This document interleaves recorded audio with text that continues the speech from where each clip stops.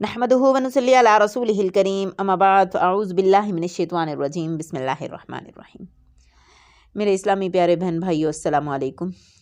देखें, दुनिया का सबसे बड़ा रिश्ता मियाँ बीवी का होता है। इस बात का अंदाज़ा इस बात से लगाया जा सकता है कि नबी अकरम सल्लल्लाहु अलैहि वसल्लम का फरमान आलीशान है, जिसका मफ़हूम ये है कि अगर अल्लाह ताला के बाद किसी को सजदे की इजाज़त होती तो वो शोहर को होती कि इसकी बीवी इसको सजदा करे।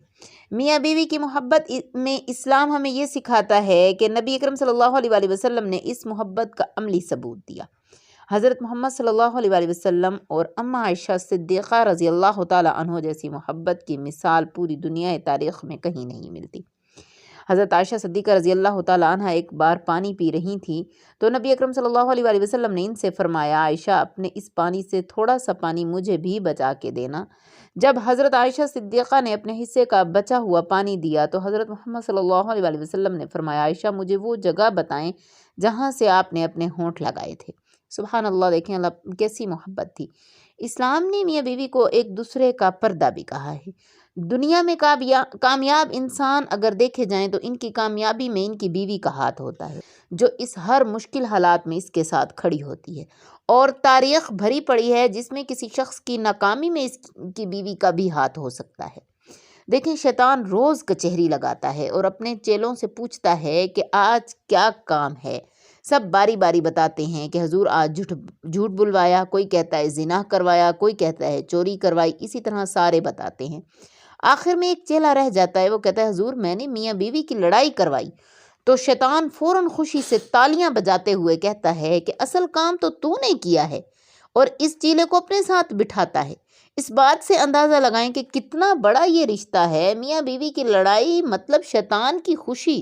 तो क्या एक मोमिन कभी चाहेगा कि इसके अमल से शैतान खुश हो?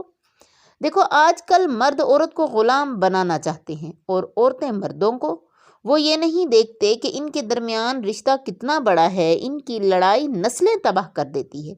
कोई ये कोशिश नहीं कर रहा कि कैसे हम इस रिश्ते को कामयाब बनाएं। अगर मियाँ बीवी एक दूसरे के साथ कंप्रोमाइज़ करें तो ज़िंदगी हसीन बन सकती है।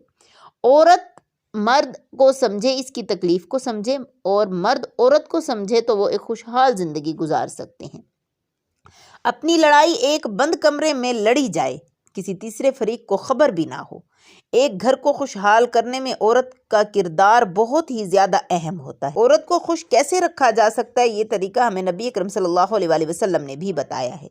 इन्होंने इरशाद फरमाया कि औरत मर्द की पसली से पैदा की गई है, इसीलिए वो पसली की तरह होती है। अगर आप इसे अपनी ताकत से सीधा करोगे तो वो टूट जाएगी, और अगर प्यार से इसे आहिस्ता आहिस्ता सीधा करोगे तो वो सीधी हो जाएगी।